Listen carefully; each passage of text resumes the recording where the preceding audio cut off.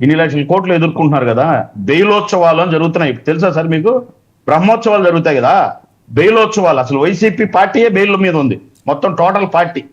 బెయిలోత్సవాలు జరుగుతున్నాయి. ఎవరు పోను, ఆయన బయటికి రాను, నలుగురు లాయర్లు ఆడ స్వాగతించను. వీళ్ళేమో ఆంధ్రప్రదేశ్కో లేకుంటే మన నీటి కోసమో పక్క రాష్ట్రంతో లేదంటే మన స్వాతంత్రం కోసమో కొట్లాడిన వీళ్ళు మాదిరి వాళ్ళని దొడకరాను, అధ్యక్షుడిని కలిపిను.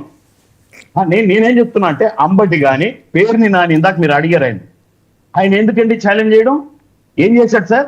Transport and information public minister గా ఉన్నాడు. ఏం ట్రాన్స్పోర్ట్ చేయాలండి ఆయన?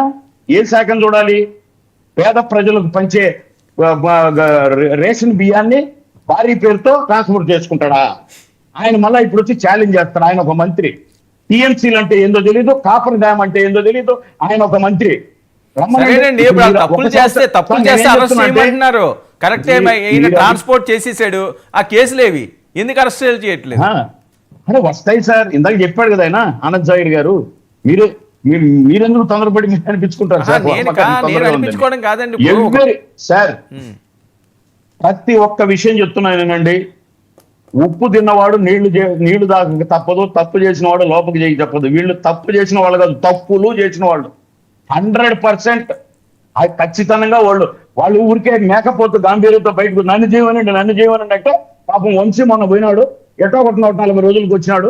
ఆయన పోయినాడు 140 రోజులు. ఆ బాధ ఏదో ఇప్పుడే పోతే తొందరగా వచ్చేస్తాం అనే మేకపోతూ గాంభీర్యంతో అంటున్నారు. కానీ 100% పక్కా పోతారు. నేనేం అడుగుతున్నానంటే, మీరు నిజంగా పద్ధతి పరంగా వస్తే మీ సంవత్సరంలో ఛాలెంజ్ చేయండి, మేము పోతాం.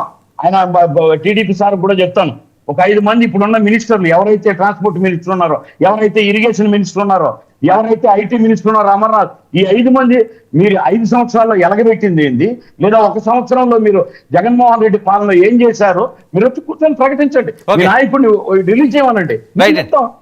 ఎన్డీఏ గవర్నమెంట్ ఈ సంవత్సరంలో ఐటీ ఏం చేసింది, ఇరిగేషన్ ఏం చేసింది, ఇప్పుడు చెప్తాం కదా. మీరు ఏం అడుగుతున్నారు, మీరు ఏం చేయాలన్నారు? మీరు బాధ్యతాయుతంగా ఉంటే ఈ 1 year లో ఏం చేశారు, ఏం చెప్పినారు, ఏం చేయాలి?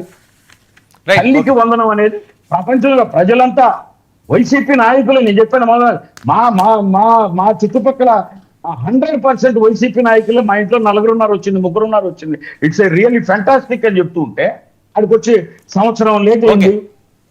సంవత్సరం లేట్ అయితే ఇప్పుడు వేయచ్చు కదా. మేము 1 సంవత్సరం సినిమా చేసుకుని బతికే వాళ్ళం. మాకు కష్టపడి బ్రతకడం తప్ప వేరే బతుకు తెలియదు మాకు. మా నాయకుడు మా సొంత డబ్బులు తెచ్చి 3,000 మందికి పంచినాం కదా. మరి జగన్మోహన్ నమ్ముకొని నా స్టూడెంట్లకు ఇయ్యొచ్చు కదా. 1,00,000 కోట్లు అంటున్నారు అక్కడ, ఇక్కడ బంగారు రూపంలో ఎనిక్కొచ్చింది అంటున్నారు. ఓకేలేండి, ఒక్క నిమిషం ఉండండి, ఆయన ఏదో చెప్తున్నారు. నరేంద్ర గారు ఏంటి?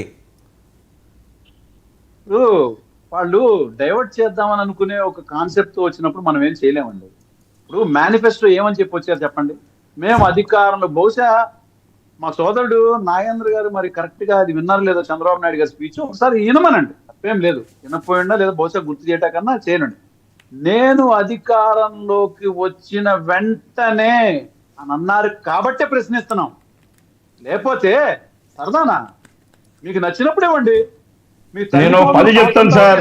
సిపిఎస్ అయిందా? ఫస్ట్ సంతకం 5 సంవత్సరాల తర్వాత 250 చెప్తా.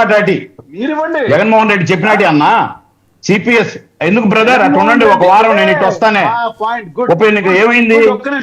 అవన్నీ కాదు, పని జరుగుతుంది లేదా? మీరు చెప్పిన శిక్ష అయితే లేదా చూసుకోండి. జగన్మోహన్ రెడ్డి గారు అధికారంలోకి వచ్చిన దగ్గర నుంచి నవరత్నాల దానిలో ఏదైతే వాగ్దానం చేశారో అది డే 1 నుంచి అమలు పరిచారు. అండ్ ఇంకా ఇంపార్టెంట్ థింగ్ గుర్తుపెట్టుకోండి మీరు, 2.5 సంవత్సరాల పాటు రాష్ట్రమే కాదు, దేశమే కాదు, ప్రపంచంలో ఎక్కడా కూడా సరైనటువంటి రెవెన్యూ జనరేట్ అవ్వని పరిస్థితుల్లో ఉండంగా కూడా ఆయన చెప్పిన మేనిఫెస్టోని ఎక్కడా కూడా వదలకుండా ప్రతి ఒక్కళ్ళకి చెప్పినట్టుగా నవరత్నాలు డే 1